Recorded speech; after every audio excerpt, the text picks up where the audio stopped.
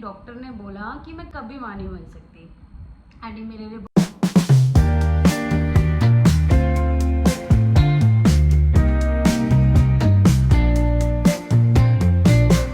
Hi welcome back to my channel. कैसे हो आप सब? आई होप आप सब अच्छे होंगे। सो आज का टॉपिक मेरा कुछ डिफरेंट है। मैं अपने जो रेगुलर आपको ऑर्गेनाइजिंग और कुछ सामान दिखाती हूँ उससे रिलेटेड कुछ भी नहीं है। आज जस्ट एक दूसरे से बात करनी है। मैं आप लोगों से बात करना चाहती हूँ, कुछ शेयर करना चाहती हूँ अपने बारे में। तो मैं आज आपके साथ शेयर करने वाली हूँ मेरी प्रेगनेंसी जर्नी। एक्चुअली मेरे 2 बेटे हैं, 2 बॉयज़ हैं मेरे। तो मैं आपके साथ मतलब सबकी ना प्रेगनेंसी जर्नी अलग अलग होती है, किसी की स्मूथ होती है, किसी की कॉम्प्लिकेटेड रहती है। तो मेरी थोड़ी सी कॉम्प्लिकेटेड रही है, तो मैं आपके साथ वो शेयर करना चाहती हूँ कि मेरी कैसे थी, क्या थी। उससे मतलब कुछ आपको ना कुछ सीखने को ज़रूर मिलेगा, क्योंकि इनकेस आपके साथ ऐसा कुछ होता है तो आपको क्या करना चाहिए। तो प्रेगनेंसी जर्नी मैं इसलिए शेयर कर रही हूँ बिकॉज मुझे मेरी प्रेगनेंसी जर्नी के टाइम मतलब प्रेगनेंसी होने से पहले मुझे एक डॉक्टर ने बोला कि मैं कभी मां नहीं बन सकती एंड ये मेरे लिए बहुत ब्रेकडाउन था। बट जो चीज़ हुई, लेकिन जो आगे हुआ वो सब आपको पता ही। मेरे 2 बच्चे हैं बिना किसी से मतलब बिना किसी क्या बोलते हैं प्रोसेस के, मेडिकल प्रोसेस के बिना है मेरे। मतलब ऐसा आईवीएफ वगैरह कुछ नहीं कराया मैंने, जस्ट मेरे को नेचुरली कंसीव हुआ था। तो मेरे 2 बेटे हैं। लेकिन मैं आपके साथ में ये वीडियो में इसलिए ही शेयर कर रही हूँ ताकि इनकेस आप लोगों के साथ ऐसा कुछ हो ना, आप लोगों के साथ ऐसा डॉक्टर मिल जाए या कोई ऐसा कुछ कह दे तो आप उसमें मत फंसना और आगे बढ़ना, आगे और जगह चेक कराना। तो मैं स्टार्ट करती हूँ स्टार्टिंग से। वीडियो शायद थोड़ा लंबा भी जा सकता है, वो देखेंगे फिर उस टाइम कि ज़्यादा लंबा जाएगा तो कैसे एडजस्ट करेंगे। मैं कुछ शॉर्ट भी कर दूँगी इसमें से। सो स्टार्ट करते हैं। मई 2021 23 मई 2021 को मेरी शादी हुई थी एंड देन ये स्टार्ट हुआ प्रोसेस नवंबर। एक्चुअली नवंबर में दिवाली के बाद मुझे एक दिन ऐसे बैठे बैठे ही ना मेरे को पीस मतलब सब कुछ था, मेरे को सही मेंस्ट्रुएशन था, मेंस्ट्रुएशन साइकिल मेरी बिल्कुल बढ़िया थी, मुझे कोई भी दिक्कत नहीं थी। लेकिन नवंबर दिवाली के बाद एक दिन बैठे बैठे ना इवनिंग टाइम में, हस्बैंड घर पे नहीं थे, मदर इन लॉ और मैं थे घर पे। और इवनिंग टाइम में ना मुझे बहुत तेज़ सा पेन होता है, बहुत ज़्यादा तेज़ पेन, मतलब अनबियरेबल वाला पेन होता है मुझे। तो मैं हस्बैंड को कॉल करती हूँ, जस्ट उनको ये चीज़ बोलती हूँ कि मुझे ना बहुत तेज़ पेन है, आप घर आ जाओ। तो उनका ये होता है कि घर पे मेडिसिन है, मैं भी नहीं आ पाऊँगा, मैं बिज़ी हूँ। मतलब यार हर कोई यही चीज़ बोलता है कि नॉर्मल सही तो पेन ही तो है, कोई दिन तो दवाई खा ले। मैंने मम्मी को बोला, मैंने कहा मेरे पेन है, तो मम्मी ने कहा दवाई खा ले। बस मैंने दवाई खाई, कॉम्बीफ्लेम खाई, खूब हार्ड होती है, लेकिन मेरा पेन उससे नहीं गया। आधे घंटे बाद पेन बढ़ने लगा बहुत तेज़, मैं रोने लगी। फिर मम्मी ने फटाफट मेरे हस्बैंड को कॉल किया कि पेन ज़्यादा हो रहा है, आजा काम जो है छोड़ के आ। मेरे हस्बैंड 10 मिनट के अंदर काम छोड़ के फटाफट आ गए। फिर वो पेन नहीं बंद हो रहा था, 1 घंटा हो गया था पेन होते होते। बस उन्होंने फटाफट कि चलो हॉस्पिटल चलना है, जब नहीं पेन बंद हो रहा है तो हॉस्पिटल जाके देखेंगे क्या होता है। हम हॉस्पिटल गए। हॉस्पिटल जाके क्या हुआ, मुझे इतना ज़्यादा पेन था। डॉक्टर की मेडिसिन लो, मैंने कहा मैं मेडिसिन ले चुकी हूँ, मैंने कॉम्बीफ्लेम ली है। तो उन्होंने कहा नहीं दूसरी लो। फिर मैंने उनसे ये भी चीज़ कहा कि मैंने पता क्या किया था, मैंने कॉम्बीफ्लेम वेट करने के बाद मैंने मैफ्टल भी ले ली थी। मैफ्टल स्पास बहुत हार्ड टैबलेट होती है पेन के लिए, पेन किलर होती है वो। तो मैंने वो भी ले ली, मैफ्टल भी। तो वो बड़ी हैरान थी कि इसका मैफ्टल भी ले ली, कॉम्बीफ्लेम भी ले ली, इसका पेन बंद नहीं है। तो उन्होंने क्या किया, मुझे पेन के ना पेन रिलीफ इंजेक्शन्स आते हैं, तो मुझे वो दिए। मैंने वो इंजेक्शन लिया, बट मेरे पेन में कोई आराम नहीं।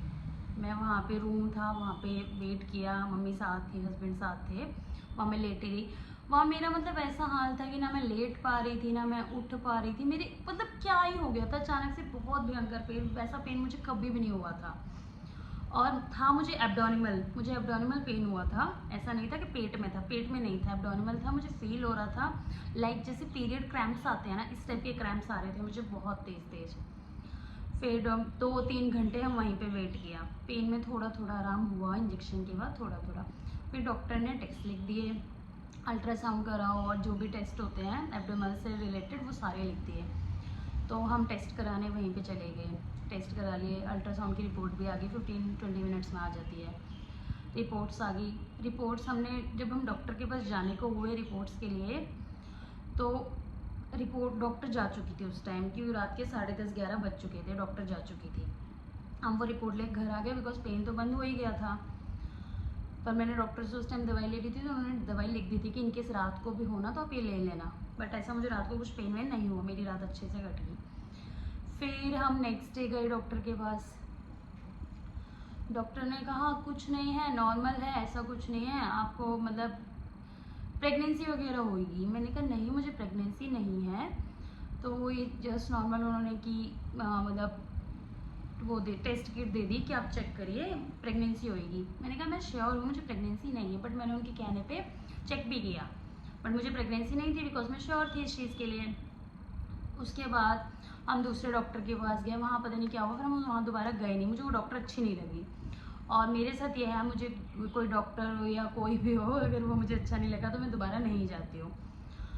तो मुझे वो डॉक्टर अच्छी नहीं लगा, हम मान ही गए। फिर हम गुड़गांव गए, एक हॉस्पिटल है वहाँ गए, वहाँ भी उन्होंने सेम वही चीज़ कि आप चेक करो किट से।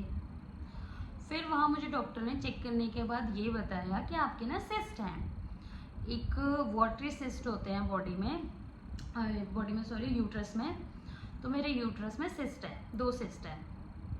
ठीक है, डॉक्टर ने कहा नॉर्मल कुछ नहीं है, आप अपना मेडिसिन करो, 1-1.5 साल की, मतलब उन्होंने क्लियर कहा कि 1-1.5 साल का ट्रीटमेंट चलेगा, उसके बाद ठीक हो जाएगी ये। मुझे वो भी अच्छा नहीं लगा, मैंने वो कि नहीं, मैं इस डॉक्टर के पास अब नहीं जाऊँगी।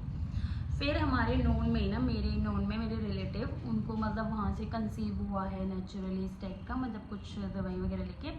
तो मैं उनके कहने पे वहाँ पे गई उनके साथ, मम्मी थी, मेरे हस्बैंड थे, हम तीनों गए।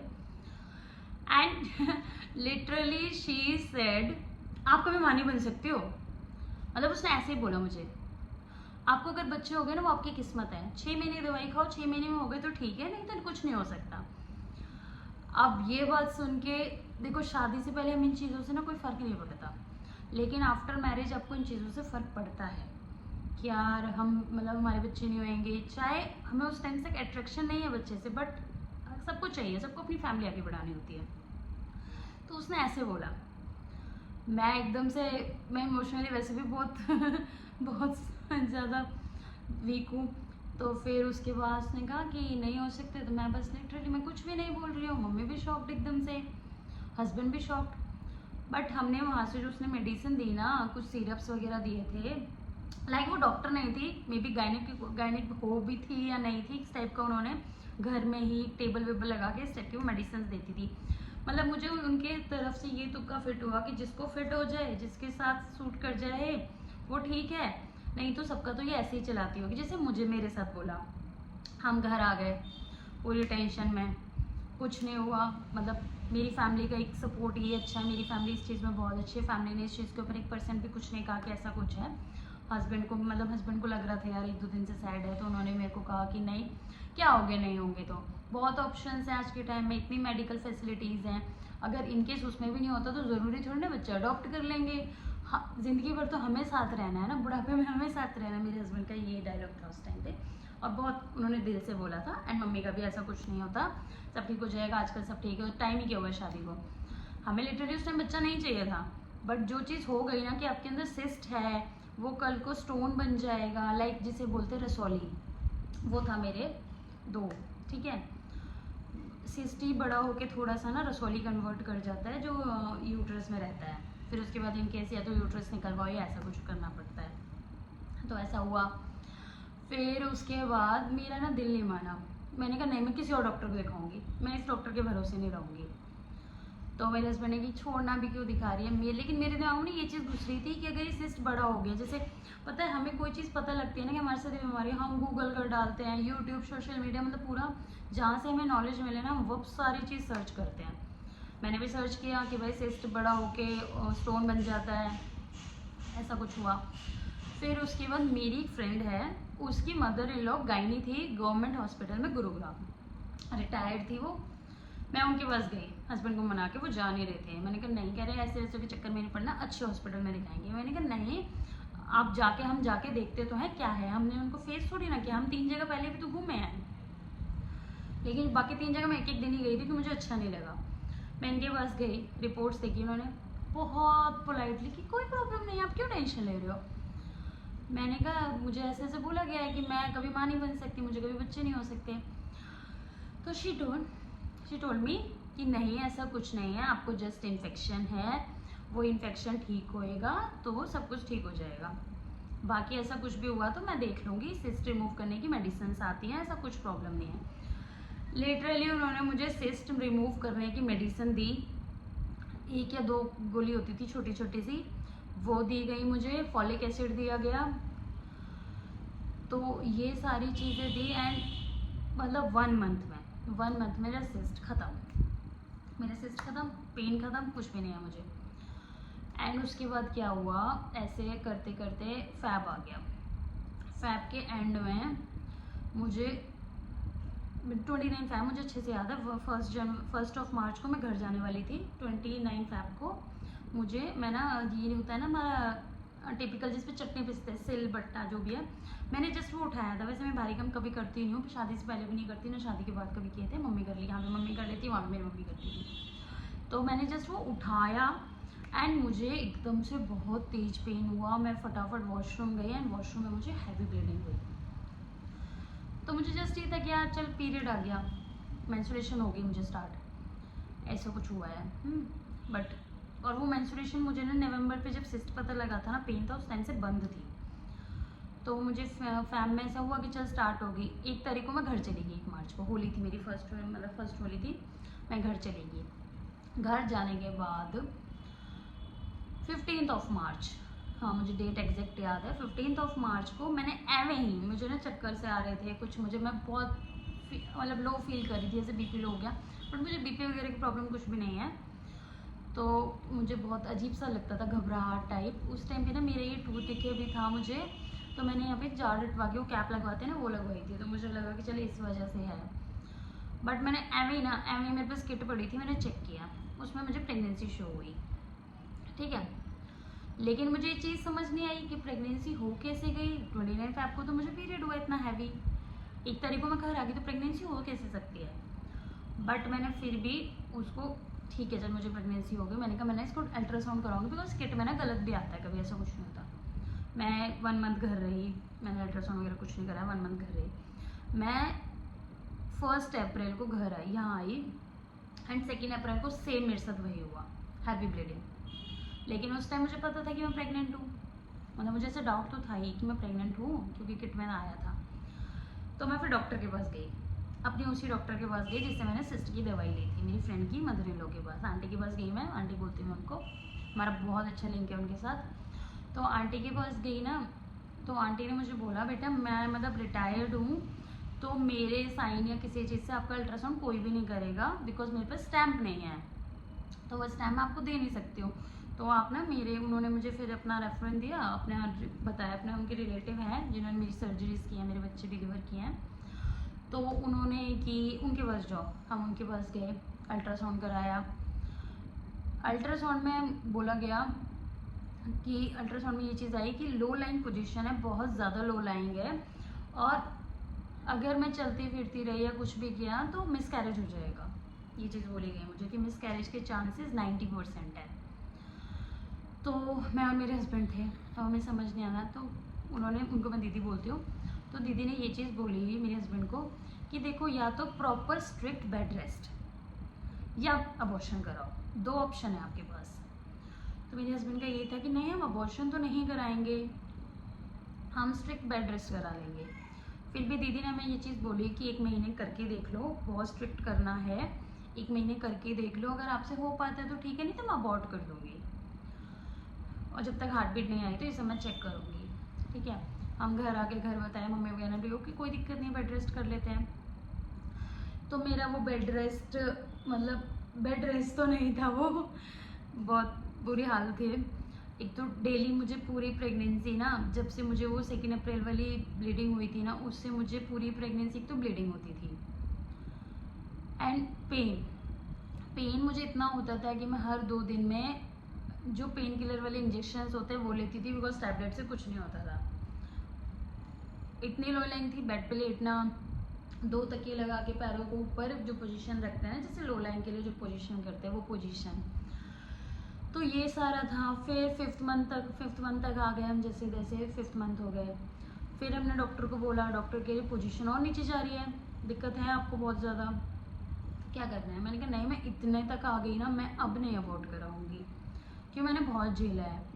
पूरी रात रोना, मतलब मैं और मेरे हस्बैंड जानते हैं कि हमने क्या क्या फेस किया है। मैं ना वॉशरूम तक सपोर्ट लेके जा सकती थी। अगर मैं नहाने ना 2 मिनट से ज़्यादा अगर नहाने बैठ गई तो मुझे ब्लीडिंग हो जाती थी। मतलब क्या ही बताऊँ, इतना पेन, कभी भी पेन हो जाता था। पूरे टाइम में अगर डॉक्टर के पास भी जा रही हूँ रास्ते में तो मुझे पेन स्टार्ट, अब बहुत भयंकर पेन होता था। वो कभी नहीं समझ आया कि क्यों होता था, बट होता था, मुझे बहुत भयंकर पेन होता था। फिर ऐसे करते करते फिर 6-7 मंथ तक हमारे कटे, 6 मंथ तक कट गए। फिर क्या हुआ, जो जिनके मेरा बस ट्रीटमेंट चल रहा था वो खुद छुट्टी पे आ गई, बिकॉज उनको बेबी हो गया, उनको बेबी हुआ, वो कुछ छुट्टी पे आ गई तो वो ऑपरेट नहीं कर सकती, मैं फंस गई बीच में। फिर जो हमारे जो यहाँ मतलब फैमिली में जिसके सबके बच्चे हुए ना, हम उस हॉस्पिटल गए, गुड़गांव में ठकराल हॉस्पिटल, हम वहाँ गए। वहाँ से मेरा ट्रीटमेंट चलना शुरू हुआ, उनको सारी रिपोर्ट्स वगैरह सब कुछ दिखाई। मुझे प्रेगनेंसी में ना डायबिटीज़ हो गई थी, बीपी हाई हो गया था, 2 पल्स हाई हो गई थी, बहुत सारी चीज़ें हो गई थी मेरे साथ। तो उसके लिए उन्होंने, मतलब मैं उनको रोज़ बोलती थी मुझे पेन होता है, मुझे पेन होता है, बट उन्होंने मुझे कभी इस चीज़ का कोई सॉल्यूशन नहीं दिया कि पेन होता है। मतलब उनका ये था कि हमारे पास स्टार्टिंग से तो नहीं है, एंड बीच में आए हैं, मतलब मुझे ऐसा पर्सनली वो नहीं पसंद आई। ठीक है, जैसे तैसे ट्रीटमेंट चलता रहा। एक दिन मुझे ना बहुत तेज़ पेन हुआ एंड मैं हॉस्पिटल गई। उन्होंने बुलाया मुझे हॉस्पिटल में कि आप हॉस्पिटल आ जाओ। मैंने उनको कॉल किया, मुझे बहुत पेन हो रहा है, आप हॉस्पिटल आ जाओ। हम हॉस्पिटल गए। हॉस्पिटल की बात है, हम हॉस्पिटल गए थे 7 मंथ्स प्लस 1 वीक हो गया था, शायद इतना ही हुआ था। ये बात है 4 अक्टूबर की। तो 4 अक्टूबर को उन्होंने मुझे एक इंजेक्शन लगा दिया। वो इंजेक्शन लगाने के बाद मेरा डायबिटीज़ हाई हो गया। मैं रास्ते में आ रही हूँ, मुझे अजीब सी घबराहट हो रही है, उलझन हो रही है, मुझे समझ नहीं आ रहा, मुझे लगा इंजेक्शन का असर है, इस वजह से ऐसी चीज़ हो रही है मेरे साथ। फिर घर आ गए, घर आके अपना सो गए। 5 अक्टूबर को सुबह 6 बजे मुझे वाटर लीकेज हो गया। वाटर बैग था ना, वो ब्रेक हो गया। मुझे इतना लीकेज, मुझे समझ नहीं आया कि करना क्या है। मैं ऊपर रहती थी उस टाइम, तो मैंने कि मेरा रूम है, यहीं पे रहती थी ऊपर। तो जब मैं यहाँ पे थी ना, फिर मैं गई नीचे मम्मी के पास। मैंने कहा मम्मी मुझे ना ऐसे ऐसे हो रहा है। तो मैंने कहा फिर तो हॉस्पिटल जाना पड़ेगा। 6:30-7 बज रहे थे सुबह के। मैंने कहा मम्मी मैं वापस रूम में जाके लेट रही हूँ, देखेंगे अभी क्या करना है, क्योंकि अभी डॉक्टर भी नहीं मिलेगी। फिर उसके बाद क्या, जो मेरी पहले वाली डॉक्टर थी ना, जिन्होंने मेरा 5th मंथ तक ट्रीटमेंट किया, जिनकी वजह से मैं कंटिन्यू कर पाई अपनी प्रेगनेंसी, सच बात तो यही है। तो क्योंकि मैं उस टाइम किसी और हॉस्पिटल में जाती ना तो अबॉर्शन ही करते, बट मेरा नहीं किया उन्होंने। मुझे हमेशा कि नहीं करना है, अबॉर्ट करने के बाद बहुत दिक्कत आती है, बट उन्होंने मुझे कि नहीं करना। तो मैंने उनको कॉल किया, मैंने कहा दीदी मेरा ना ऐसे ऐसे वाटर लीकेज हो गया। तो कहती है तू ना लेट जा, लेट ही रहे जब तक कहीं नहीं जाना, तो जब तक हॉस्पिटल नहीं जाना, और हॉस्पिटल कॉल कर। मैंने हॉस्पिटल कॉल किया, उस टाइम तो उनकी बेटी 2 या 3 महीने की हो गई थी। मैंने हॉस्पिटल कॉल किया, उन्होंने कहा 9 बजे आ जाना, आके एडमिट हो जाओ। हम 9 बजे भाई पहुँच गए। जब भाई हुआ तो 7 मंथ्स ही कंप्लीट थे, कुछ 3-4 दिन ही ऊपर गए थे, पर हम जाके एडमिट हूँ, मैं जाके एडमिट होगी 9 बजे जाके मैं एडमिट होगी। डॉक्टर आ रही है, मेरा वाटर लीकेज हो ही जा रहा है, कुछ नहीं बच रहा। मैं बिल्कुल ना फेंट होने को हो रही हूँ, मेरे को नहीं कुछ समझ आ रहा, ना कुछ सुनाई दे रहा है, ना कुछ समझ आ रहा है, दिमाग बिल्कुल काम नहीं कर रहा था। लेकिन डॉक्टर नहीं आई, 1 बज गया। फिर मेरी फैमिली बहुत इस चीज़ के ऊपर गुस्सा हुई, सब लोगों से बात करी, डॉक्टर को बोला, डॉक्टर आती है 2 बजे। एंड 2 बजे आके डॉक्टर, मतलब फैमिली मेरी कह रही है कि ऑपरेट करो। डॉक्टर कहती है नहीं मैं नॉर्मल करूँगी। हमने उसको ये चीज़ बोली मैं नॉर्मल नहीं करवा पाऊंगी, बिकॉज वाटर लीकेज हो चुका है, इन्फेक्टेड हो जाएगा बच्चा, मैं खुद इन्फेक्टेड हो जाऊंगी। जो वाटर नहीं है तो नॉर्मल हो ही कैसे सकता है। एक्चुअली हमारे अंदर अगर वाटर नहीं है ना तो बच्चा घूम ही नहीं सकता, मूव भी नहीं कर सकता, नॉर्मल का तो कोई मतलब है ही नहीं। वो अपनी बहस पे अड़ी हुई है कि मैं नॉर्मल करूँगी, बच्चा फिर वीक होएगा, प्रीमेच्योर होएगा, तो आप क्या कर लोगे। हम उससे ये चीज़ क्वेश्चन कर रहे हैं कि बच्चा तो कल भी अगर नॉर्मल, मतलब कल करूँगी, आज तो मैं करूँगी ही नहीं, कल करूँगी।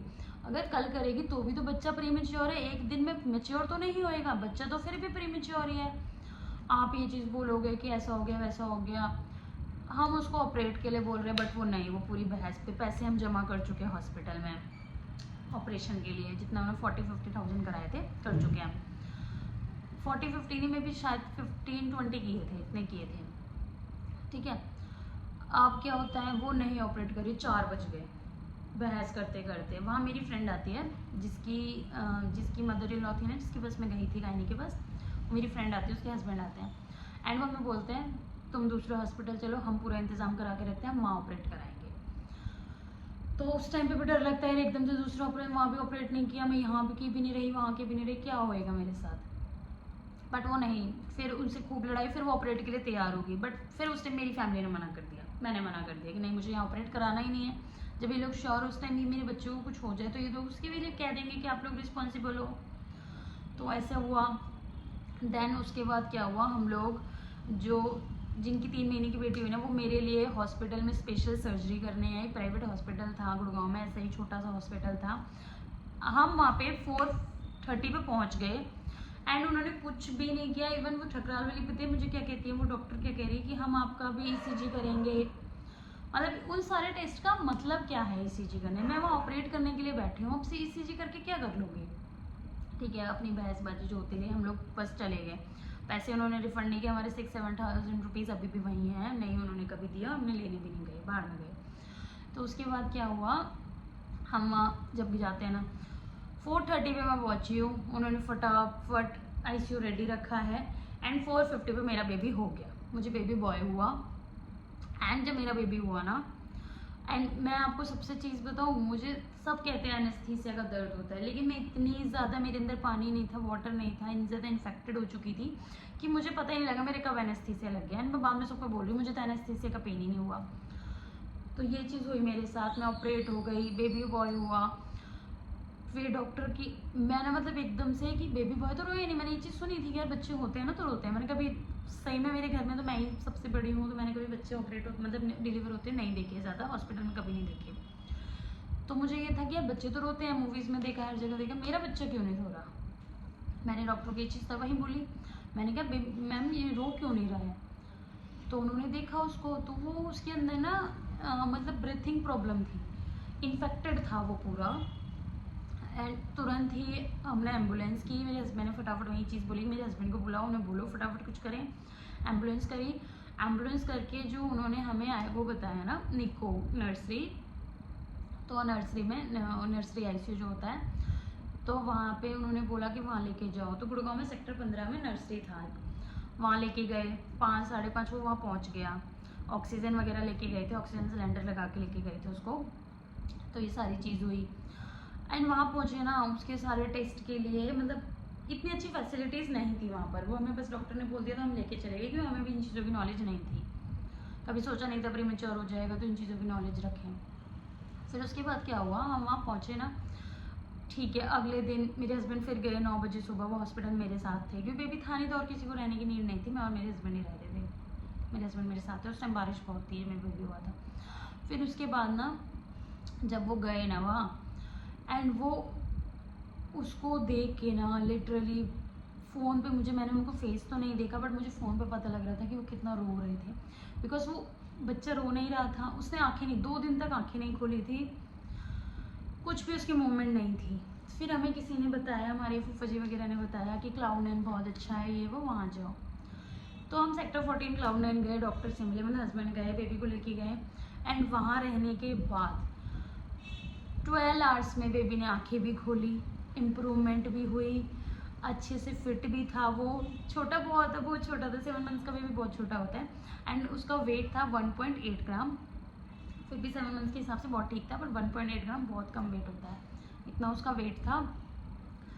फिर बस ट्रीटमेंट चलता रहा 5 डेज़ बाद मैरिज डिस्चार्ज होगी। 5 डेज़ बाद जब मैं उससे मिलने गई, एंड लिटरली मैं बहुत रोई क्यों, मैंने इतना छोटा बच्चा कभी नहीं देखा था, और अपना ही बच्चा, वो मेरे लिए यहाँ तक था, बस इतना ही था, इतना ही होगा, इतना छोटा सा था, मतलब मैं देख के